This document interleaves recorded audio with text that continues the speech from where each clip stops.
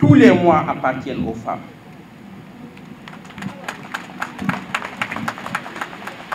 Toutes les semaines appartiennent aux femmes. Tous les jours appartiennent aux femmes. Vous êtes les poétesses de la vie, les gardiennes de la civilisation humaine. Parce que les femmes donnent la vie, entretiennent la vie, produisent la vie, sauvent la vie. Un proverbe a dit: tant que l'histoire, tant que les lions n'auront pas leurs propres historiens pour écrire l'histoire de la chasse, celle-ci serait toujours racontée à la gloire du chasseur. C'est pour dire que tant que les femmes n'auront pas leurs historiens et leurs historiens pour narrer elles-mêmes l'histoire de la nation, l'histoire de ce pays sera toujours à la gloire des hommes. Et l'on chante tant les héros dans notre nation. Derrière chaque héros, il y a une héroïne visible ou invisible. Les femmes sont bâtisseurs de cette nation. Je vais vous la démontrer. Depuis la figure mythique de Ndiadia Ndiaye, il y a la présence des femmes visibles ou invisibles. Ndiadia Ndiaye, Fatoumata Sall. Il y a toujours la présence des femmes dans la longue histoire de notre nation, dans la longue construction de notre nation. Les femmes de Nder, Salatay Nder, avec la figure Fatimata Yamar et ses deux filles Ndjembat Mbodj et Ndate Yalla. Je parle aussi des grandes figures féminines de notre histoire nationale. Je pense à Ngoné Sobel Ndiaye, la mère du Damel, du deuxième Damel, du Kayor, Amari Ngoné Sobel. Mais aussi, je pense à la grande Linguère, Ngoné Latyr Fall, la mère de l'immortel Lat Dior Ngoné Latyr. Je pense à Aline Sitoé Diatta, la princesse du Cabrousse, la reine du Cabrousse. Mais je pense aussi à toutes ces saintes qui ont enfanté les hommes, qui ont fait de nous le peuple que nous sommes. Mame Diarra Bousso, la mère de Cheikh Ahmadou Bamba. Mame Fawadou Wele, la mère de Seydi Hadji Malick Sy. Astou Dianka, la mère de Cheikh al-Islam Ibrahima Niass. Mais les figures politiques de notre pays, les femmes qui ont été toujours à côté des leaders, des grands leaders de notre pays, l'on ne pourra jamais parler de l'histoire nationale sans évoquer le nom de Aram Toumbe Sambou du PAI, l'une des premières femmes qui ont fait partie des femmes qui ont fait la prison pour défendre la liberté, pour défendre la dignité, pour défendre l'indépendance, pour qu'ensemble, qu'on puisse construire un Sénégal de paix dans la justice et dans la démocratie. Merci. Cette journée est l'occasion de dresser le bilan des progrès accomplis en vue de promouvoir les droits des femmes. C'est aussi le moment d'identifier les attentes des femmes et les difficultés qu'elles doivent surmonter dans la société. Cet événement est célébré au Sénégal depuis 1975 et a eu un impact considérable sur les conditions de vie des femmes. Aussi, il est noté une prise de conscience de plus en plus remarquée de la communauté pour une valorisation effective du statut de la femme. Au Sénégal, certaines des oréines, comme Natayala, Aline Sitoé Diatta, les femmes de Nder, ont posé par leurs actions les jalons de l'émancipation de la femme. Le thème choisi de cette année, le rôle et l'engagement des femmes dans la réalisation de la vision 2050. Distinguée Assemblée, vous conviendrez avec moi que pour relever le défi de l'agenda Sénégal 2010, sous le magistère du président de la République du Sénégal, Excellence M. Bassirou Diomaye Diakhar Faye et son gouvernement, la contribution de chaque Sénégalais est essentielle pour le succès. Fort de cette logique, la femme est en passe de consolider comme maillon incontournable de la chaîne. L'état des lieux sur sa situation a été depuis longtemps montré à travers plusieurs études et rapports. Certes, beaucoup d'avancées ont été faites, mais force est de reconnaître qu'il reste encore à faire.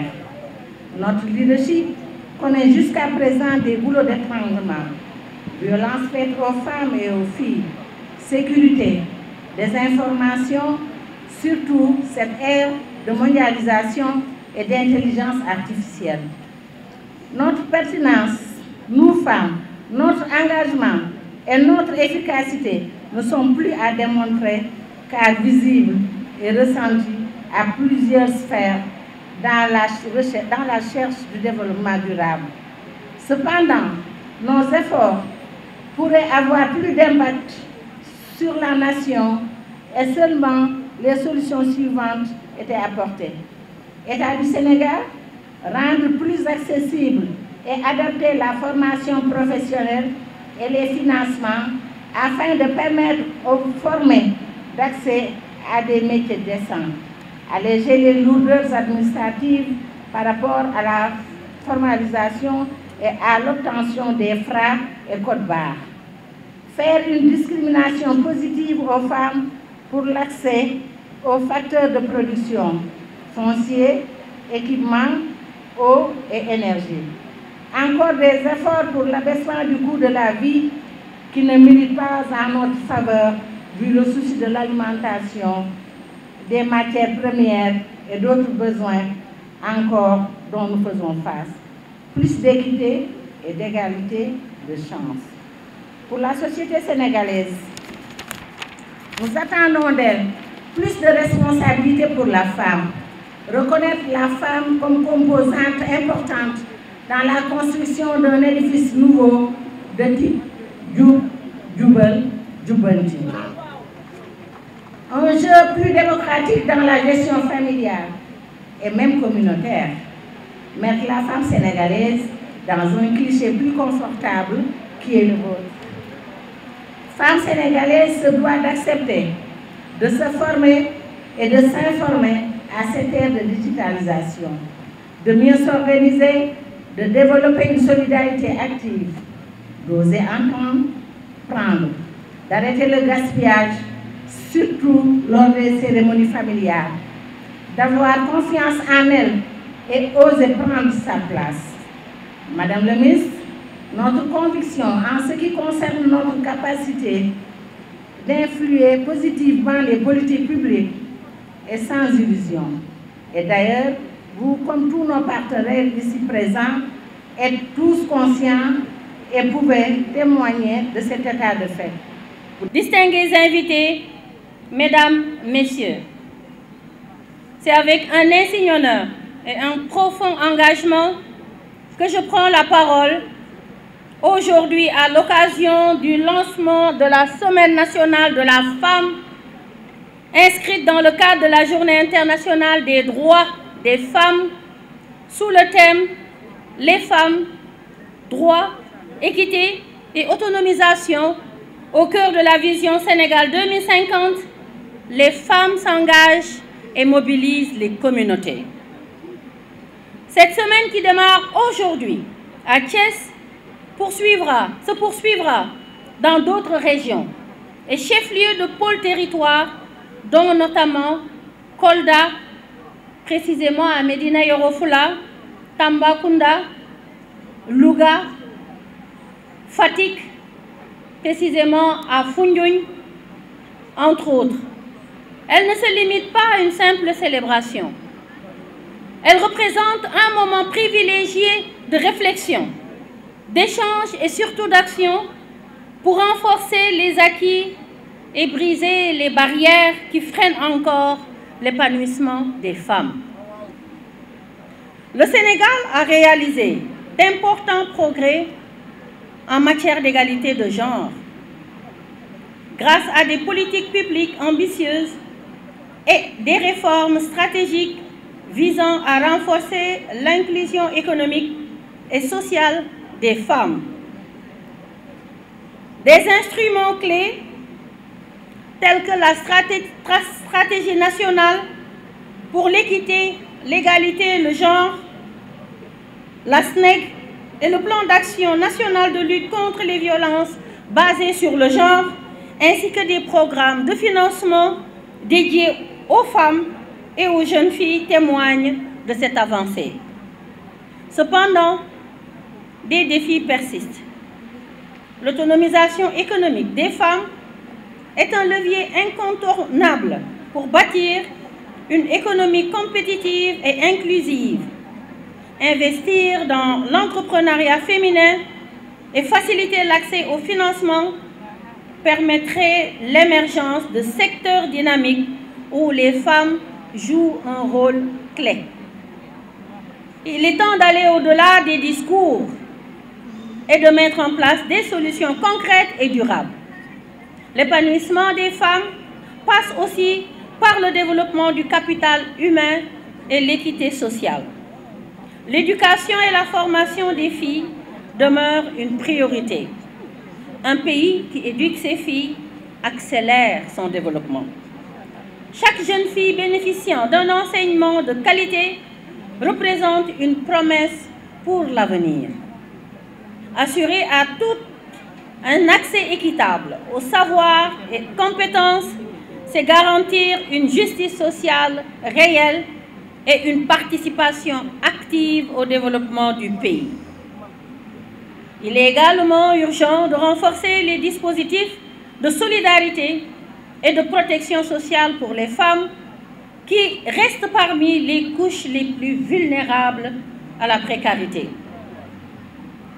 L'agenda national de transformation Sénégal 2050, sous l'impulsion de son Excellence, Monsieur le Président Bassirou Diomaye Diakhar Faye, Président de la République du Sénégal, et de son Premier ministre Ousmane Sonko, place la femme au cœur des politiques publiques.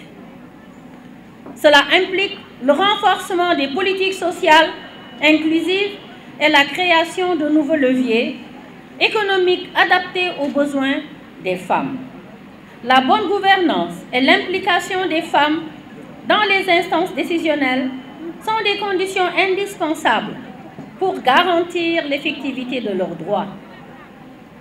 Il est impératif alors que les politiques publiques soient mises en œuvre avec transparence et équité afin de garantir une prise en compte réelle des préoccupations des femmes dans les décisions stratégiques. L'aménagement du territoire et le développement durable doivent également intégrer la dimension genre. Une planification inclusive garantissant aux femmes un accès équitable aux ressources et infrastructures contribuera à réduire les disparités sociales et territoriales. En intégrant cette dimension dans nos politiques de développement, nous offrons aux femmes les moyens nécessaires pour s'épanouir et participer pleinement à la prospérité de notre nation. Nous vivons dans un monde dominé par la technologie et l'innovation. Les femmes doivent être pleinement intégrées à cette révolution. Elles ont droit à une attention particulière dans la mise en œuvre des politiques publiques centrées dans la transformation digitale afin d'expliquer au mieux les opportunités qu'offrent les services numériques et technologiques pour leur autonomisation économique durable.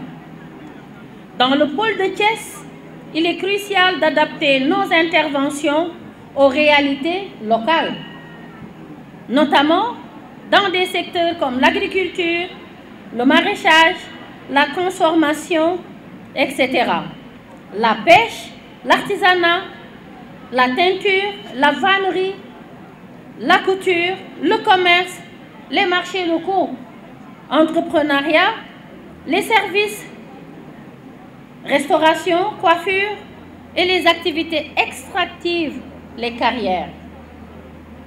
Une synergie entre l'État, les collectivités territoriales, le secteur privé, la société civile et les partenaires au développement est essentielle pour relever ces défis et construire une société plus inclusive. Notre engagement doit être institutionnel, communautaire et collectif. Chaque acteur a un rôle à jouer pour garantir que les droits des femmes ne soient pas seulement proclamés, mais réellement appliqués dans tous les domaines de la vie sociale, économique et politique. L'heure est à l'action. Nous devons renforcer les initiatives locales et communautaires, accompagner les femmes dans leur quête d'autonomie et leur offrir les outils nécessaires pour bâtir un avenir meilleur. En cette période dédiée aux droits des femmes, je rends hommage à leur courage, leur résilience et leur engagement. Le chemin vers l'égalité est encore long, mais avec détermination et solidarité, nous pouvons bâtir un Sénégal où chaque femme est encore plus libre, autonome et actrice de son destin. Le ministère de la Famille et des Solidarités s'investit pleinement pour garantir aux femmes la plénitude de leurs droits, leur autonomisation économique et leur implication dans toutes les sphères de la vie sociale, économique et politique. Cet engagement, porté par les plus hautes autorités du pays, se traduit par des mesures concrètes visant à renforcer leur participation aux instances de gouvernance, aux collectivités territoriales et au secteur privé. Pour terminer, je lance un vibrant appel pour une grande mobilisation des femmes pour la clôture de cette belle semaine, le samedi 8 mars 2025, autour du président de la République, son Excellence Bassirou Diomaye Diakhar Faye, et de Monsieur le Premier ministre, notre leader Ousmane Sonko, et de l'ensemble du gouvernement. Donc je donne rendez-vous à tout le monde au Grand Théâtre le samedi 8 mars